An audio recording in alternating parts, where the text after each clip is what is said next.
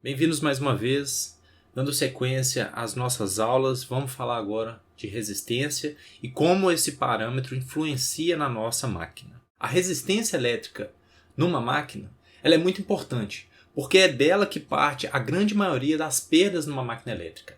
Ou seja, se a gente fosse segregar as parcelas de perda dentro de uma máquina elétrica, perdas no ferro, perdas no condutor e assim por diante, a grande maioria estaria associado às perdas por efeito Joule em função dos condutores na máquina elétrica. Pegando exemplo um motor de indução, se nós estivéssemos então considerando apenas as perdas ômicas no nosso estator e no nosso rotor, nós temos cerca de 59% de perdas, ou seja, se a gente pegar todas as perdas relacionadas a essa máquina, 59% está associado ao índice de resistência, seja nas barras, seja nos condutores. As demais perdas, nós temos 22% em função de perdas no nosso aço, no caso eu coloquei como elemento ferromagnético, em função da esterese ou correntes parasita, no estator a gente identifica como perdas de Foucault. Temos também perdas por atrito e ventilação na ordem de 13%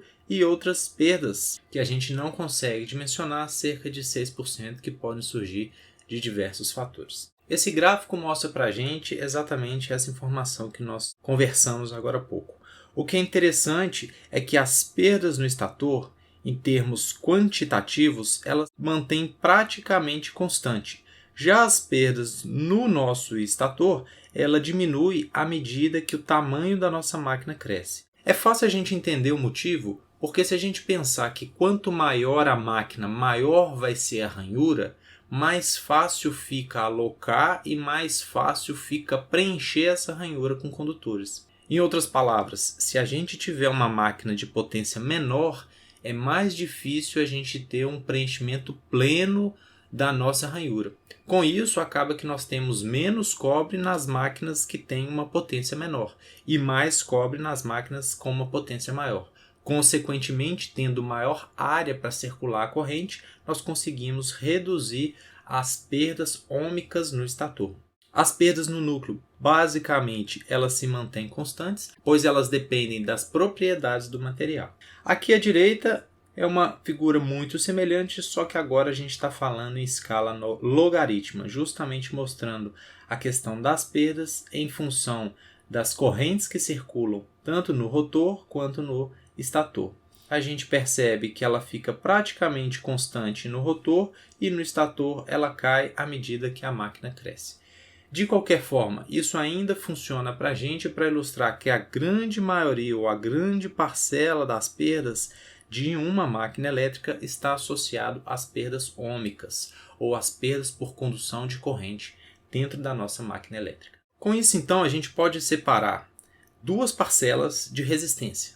Apesar de ser apenas uma, nós podemos tratar ela de duas formas. A primeira parcela é uma parcela que a gente chama de corrente alternada, que ela vai estar influenciada pela frequência, e temos uma segunda parcela, que é a parcela corrente contínua, ou então também de baixa frequência.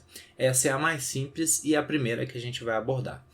Qual a diferença básica entre esses dois cenários? Como eu comentei, é a frequência de operação. Nós temos dois efeitos, o efeito pelicular e o efeito de proximidade, que alteram a capacidade de condução de corrente do nosso condutor e assim o valor efetivo da resistência. A título de ilustração, vamos observar essa imagem de uma simulação de uma barra em uma máquina de indução em diferentes frequências. À direita, nós temos o momento da partida, onde a frequência que circula a corrente nessas barras é de 60 Hz.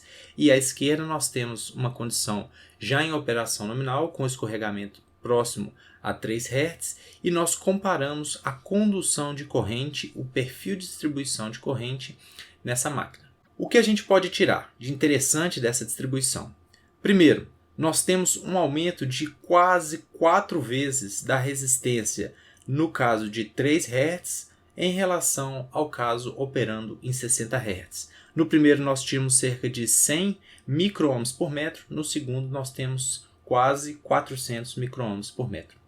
No lado esquerdo seria a representação da nossa resistência em baixa frequência, ou a gente pode considerar a condução em corrente contínua, o valor da resistência seria equivalente a uma condução em corrente contínua, e à direita nós temos a representação do que seria a nossa resistência distribuída com uma circulação de corrente operando de forma alternada. Essa característica, principalmente na máquina de indução, ela é desejável, por isso que existe o projeto da barra para que a resistência na partida seja diferente e para que o conjugado de partida de uma máquina de indução tenha um comportamento específico. Outra coisa que nós podemos observar também, no caso em baixa frequência, a distribuição de fluxo que cruza, ou seja, a dispersão, ela é mais ou menos homogênea. E dessa forma também, a corrente que circula nessa barra, ela é praticamente homogênea por todo o slot que está desenhado. Já no segundo caso, a gente percebe que a condução ou a maior parcela de corrente que circula, ela está localizada na periferia da barra. Ou seja, na região central eu não tenho tanta corrente circulando. E é exatamente essa uma das características do efeito pelicular. Como então que a gente faz para calcular a resistência, a mais simples, em corrente contínua? Ela depende única e exclusivamente da geometria e do material que a gente está utilizando. Além disso, esse valor ele pode variar com a temperatura. Todo mundo lembra, todo mundo conhece a lei de Ohm, onde a minha resistência ela está diretamente proporcional à minha resistividade ou o inverso da minha condutividade. Está relacionada também ao comprimento do meu material e ao inverso da seção transversal do meu material. Eu adicionei aqui também o inverso de A, de tal forma que A ilustra a quantidade de condutores em paralelo em uma ranhura. A condutividade ela varia de material. No caso do cobre, ela pode variar de valores de 59 vezes 10 a 6 siemens por metro até 54 vezes 10 a 6 siemens por metro. Qual é a grande variação? O cobre puro ele tem uma condutividade de cerca de 59 a 58. Já o cobre comercial a gente encontra valores de 54 a 57, dependendo da liga. Mas em geral esses valores eles são suficientes para que a gente possa fazer uma boa estimativa de qual o valor em corrente contínua que a gente consegue numa máquina elétrica, conhecendo, claro, as suas dimensões e a bitola do seu condutor. Importante também o coeficiente de temperatura. Se nós tivermos um bom projeto térmico, a gente consegue determinar qual vai ser a temperatura de operação dessa máquina e dessa forma estimar qual seria um novo valor de resistência operando em uma temperatura mais elevada. Como então que a gente vai calcular essa resistência? A primeira delas seria mais fácil se nós tivermos um projeto dessa máquina. Supondo que nós temos um CAD, nós podemos simplesmente medir as dimensões, qual o comprimento efetivo do condutor, qual a bitola do condutor, e aí a gente substitui na equação, conhecendo a condutividade do material que está sendo utilizado, a gente consegue calcular então o valor da resistência. E se a gente não tiver? Supondo então que a máquina ela já está pronta e a gente quer estimar o valor da resistência. Temos algumas regrinhas, o nosso rule of thumb.